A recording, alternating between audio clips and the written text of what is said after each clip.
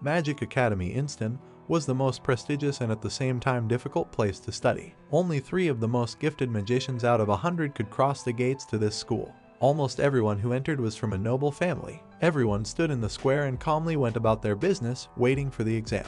But only Mash was the only one who stood out. While everyone was checking their magic wands or reading books, he pulled his heaviest barbell while making sounds when it pounded on the floor. Naturally, this attracted a lot of attention and distracted the others. Mash did not even know what exam awaits him, but he was going to pass it at any cost. Brad and Rigro were even weirder. They stood aside and watched, covering themselves with 2 bushes in their hands. For credibility, Brad drew a line on Mash's face like a gifted magician. The time came, and the examiner Claude Lucci began to make a speech. Applicants immediately recognized him and were amazed, because he was the 7th in the annual ranking of magic, and also quite young.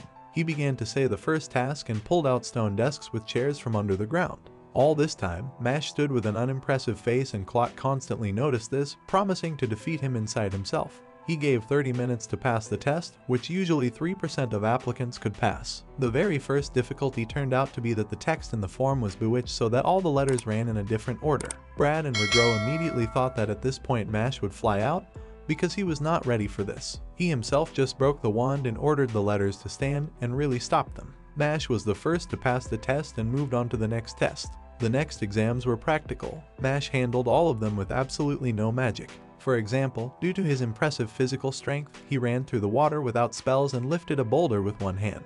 Claude was furious that his main enemy in this circle of applicants was still here. This time he created his test. In an instant, he erected high walls that formed a labyrinth. Claude again gave 30 minutes to complete and promised everyone who passed the maze with traps to take the exam.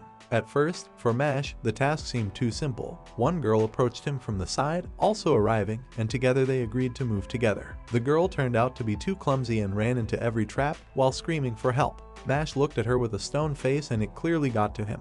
At one point, when he turned away, the girl handcuffed him. She admits that she cheated on Mash and did it purely for personal reasons. He himself effortlessly broke the chains on himself and ran alone, leaving the surprised girl alone. At that moment, the Sphinx appeared behind her. He asked her a riddle, but the girl decided that since this was an exam, she could use magic. Immediately after that, the wand was knocked out of her hands and her legs gave way. Time for a response is up and the giant has already swung at her. The girl realizes that this is a fair punishment, but stays back and saves her. He decided to take pity on her and forgives her because he believes that perhaps their goals are similar. The girl herself was delighted with such nobility. Time was running out, so Claude chuckled maliciously that his enemy had not yet got out. At this moment, the ground begins to tremble and a hole appears in the wall. It was impossible, because each wall was a meter thick and Mash punched his way directly. He surprised everyone, and the students were already indignant that he did not pass the test correctly. It turns out that the girl was sent by the examiner himself so that Mash would not pass this test, and now she says this in front of everyone who passed the test. Claude tried to shut her up, but when he found himself in an unavoidable position, he began to get personal. That girl was from a poor family, and the examiner in return for the service promised her a guaranteed admission. But now Claude believes that he has every right to lynching in trials while humiliating the girl. He says that both of them did not pass the exam and is ready to solve this issue in an equal fight, believing that he has no equal. But as soon as he took out his wand, Mash was already standing in front of him and broke it. At that moment, the director arrived and said that he would continue to conduct the exam himself, and he was waiting for Claude in his office in the evening.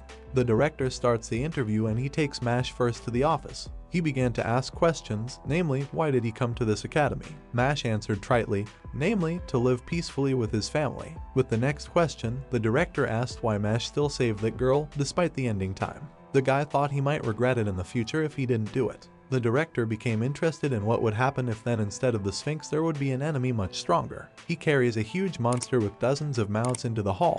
The monster turned the lever that lowered the blade onto the doll. The director transferred the soul of the closest person to Mash, that is, the soul of Rigro, into the doll. The guy immediately rushed to the blade, but only broke his fist into the blood, trying to hit the mechanism. The director claims that at the moment the guy is billions of times weaker than him. Mash decides to take a desperate step and props up the blade with his own hands under the pretext that the director will not be able to keep this monster here forever. He was amazed and considered that Mash has all the makings for a good education and asks not to be angry for this act. the director takes the guy to study at his college. At this time, Rigro's soul returned from the doll to his body. In many lessons, Mash was disliked by teachers. So, for example, the teacher, explaining the simplest spell to open the lock, was furious when he straightened it with his fingers. Finn, one guy, noticed Mash and his oddities, so going to his room he prayed not to get caught with him in one of them. But when he arrived at his room, he did not find the door. This was already a chip for Mash. After talking alone for a bit, Finn was convinced of his strangeness when he learned that Mash gave names to his muscles. They promised to exchange mutual assistance. Finn says that in order to become a messenger of God, Mash needs to collect gold coins. And this requires a good score in all subjects, which was the main problem.